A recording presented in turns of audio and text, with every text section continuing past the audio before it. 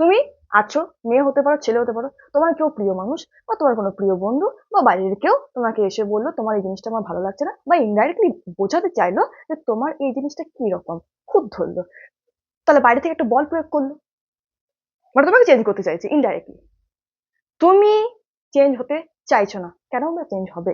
তুমি যেমন তোমাকে সেরকম ভাবে অ্যাকসেপ্ট করবে, ওয়েল ডান, সে খুঁতো ধরবে না, জানো?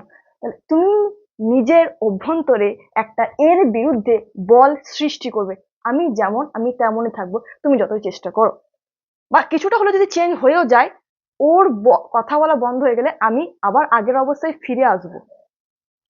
এই ধর্মটাকে কি বলে? স্থিতিস্থাপকতা। ঠিক আছে, কিন্তু এই অভ্যন্তরীণ বল, প্রতি একক ক্ষেত্রফল, এই জিনিসটাকে কি বলে? পীড়ন। আশা করবো এই উদাহরণটা দারুণ লেগেছে। দারুণ লাগলে অবশ্যই কমেন্ট করবে, লাইক করবে, শেয়ার করবে।